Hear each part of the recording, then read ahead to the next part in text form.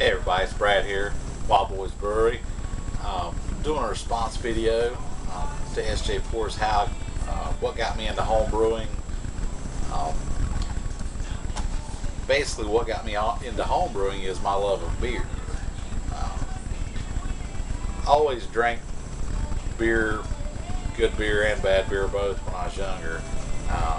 I'm a vet, and we drank lots of different kinds of beers overseas. I was in the Navy for 4 years, and it always blew my mind that when we would hit a port and you'd have a chance to try a beer that you couldn't get back in the States, these guys would drink Budweiser, Natural Light, and Old Milwaukee, and all that stuff that you could get at home.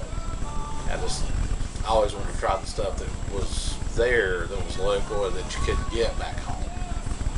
And I tried some stuff I liked and some other stuff I didn't like. And once I got out of the Navy, I kind of got out of beer, to be honest with you. I didn't really stay with it. I still drank certain kinds of beers. One of my buddies went over to Germany, George Smith, and he was an exchange student for a year.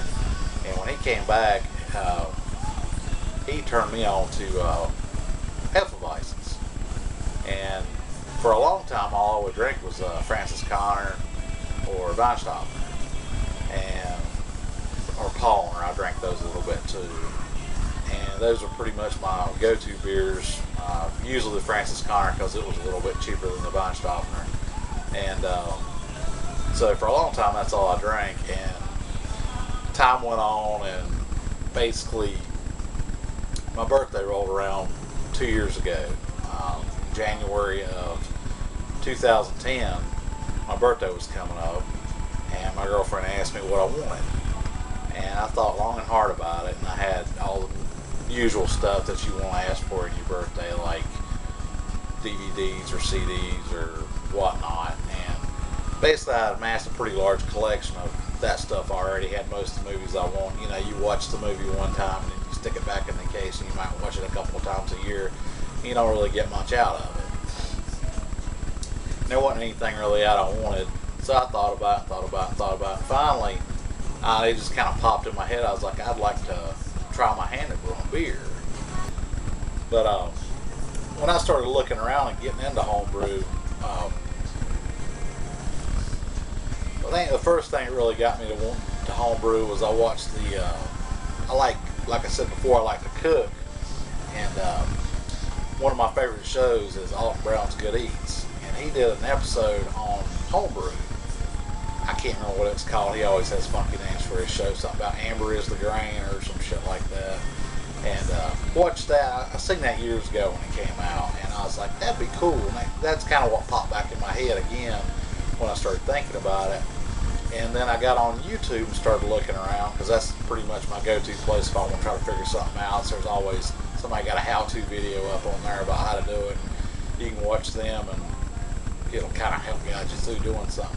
Ran across the Craigtube channel. Craig had his, as Dan ABA called it, the Dirty Sweater series, where he did the 4 videos about how to homebrew, and he was strictly doing kits back then, and he was a real big advocate of the extracts, and partial extracts, and adjunct brewing.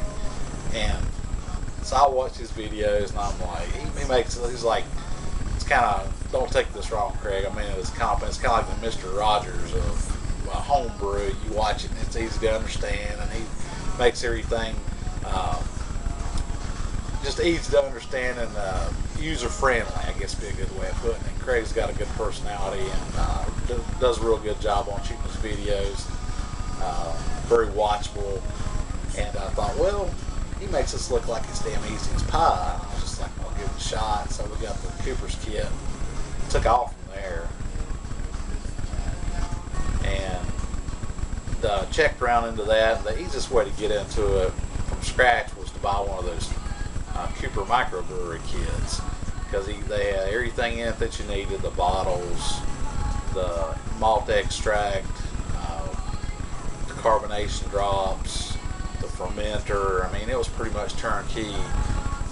Bottling bucket, and well, you make, if you look at those things, you basically wind up using your primary as a bottling bucket. And that's kind of what appealed to me the most, was it was turnkey and I didn't have to buy anything except for a brew pot to put it in. So started looking around, went to Big Lots and found a cheap stainless steel, like 3 3/4 gallon pot for like $20. And we ordered the kit, and it actually showed up on my birthday, and I was pretty stoked about that. And I brewed the beer that day as soon as it showed up, and it was like they called it their lager kit, and it's actually with ale yeast, so it's just an amber ale is all it is. And then my very first batch of beer I ever brewed, I couldn't just brew it like it's supposed to be. I like cooking, and I always tweak stuff. You get recipes and you tweak them. So I thought, well, you know, did a little bit of reading up on it, watched a few videos, kind of got turned on to YouTube at that point, and thought, well, hell, I'll just throw a pound of honey in it. So the very first batch of beer I ever made was a honey amber ale. And of course, you know, like most of you other guys, probably you're counting the days for it to get done, and it can't get done fast enough. And 2 weeks went by, and that was down the longest 2 weeks ever, waiting for it to get done, and tried it, and it was okay. I was happy with how it turned out, but it wasn't by any means like something to blow your doors off. It was drinkable. It's better macro lagers. So got into doing the kits for about a year, and bought the malt extract cans, did those for a few batches, but I was always putting extra stuff in them. Like the second beer I did was a Cooper's Irish Stout kit, and I put coffee and blackberries and chocolate in that, and did a few more batches of just adding a few things to it here and there, and then started adding fresh hops. And then I bought those little shoebox kits that you can get, the Brewer's Best or whatever they are, and they have steeping grains in them and fresh hops, and started doing some partial extracts. And those, I like the way those turned out better, because you can really tell when you put the extra grains in there, and not everything's come out of a can. It usually winds up tasting better.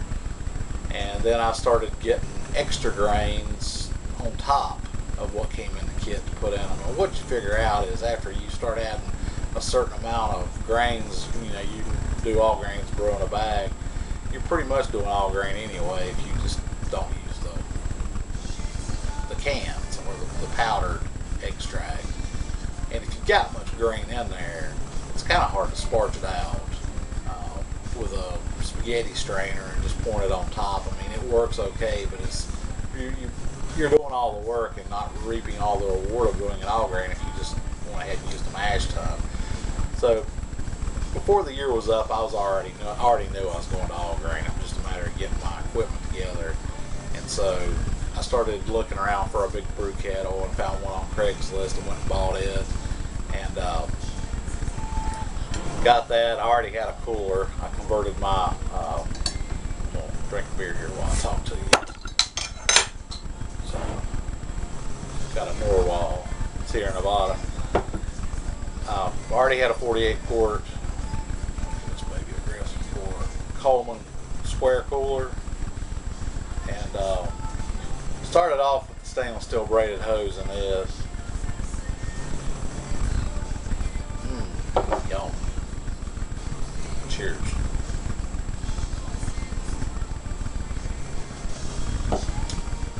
Oh, damn, that's good. Get my beer tab before my dog gets it. But I converted my cooler into a mash tun and used the steel braided hose and did several batches with that. Could never get good efficiency with that, so I wound up putting a CPVC manifold in that. And found a couple local brew stores and started buying my grains, and they crush them there for me. And I'm still pretty much doing the same thing I was doing with the extract kits. I like, you watch my channel much, you already know I like making crazy ass beers, put different extra stuff in them and so forth, and putting coffee and chocolate, fruit, vanilla beans, and oat chips.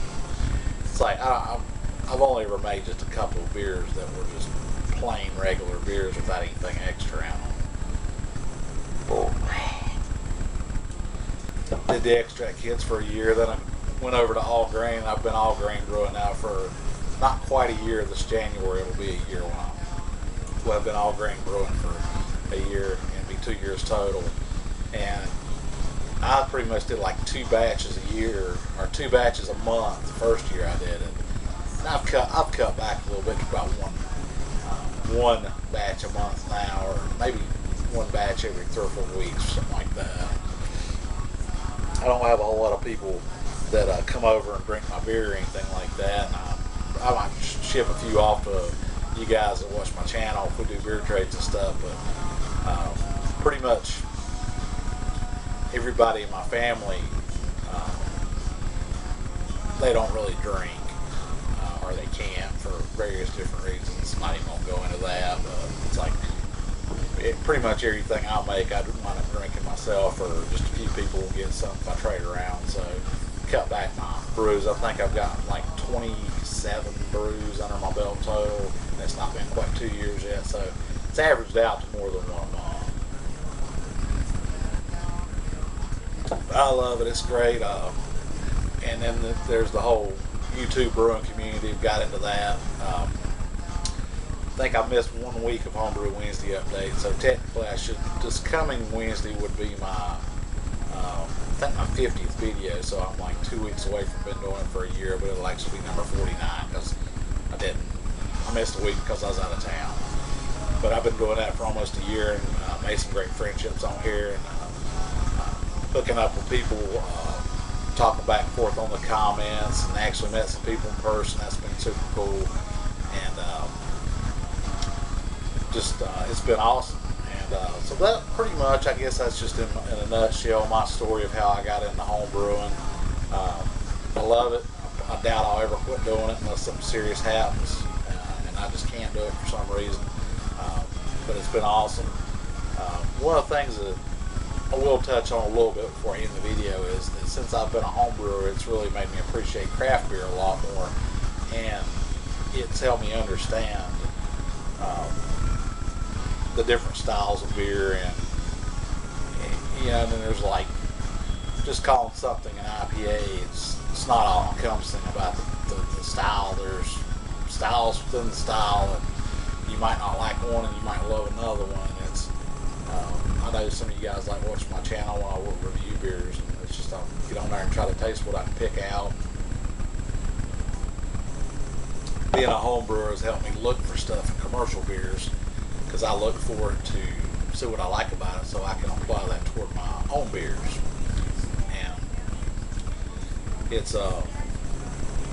it's made me appreciate craft beer more, and it's helped me to understand why some of the stuff costs so much more than other beers, and because of the price of the ingredients that you're putting in it. Obviously, a Russian Imperial Stout's going to cost more than damn Budweiser, because there's probably more materials in a 5-gallon batch of a Russian Imperial Stout than there is fucking 30 gallons of Budweiser if you made it. That's getting off topic a little bit. But anyway, I hope you guys enjoyed the video. That's how I got into home brewing. I'll see you on the Homebrew Wednesdays and the beer reviews. Cheers. And check out Norwell. Check out Norwell if you can find it.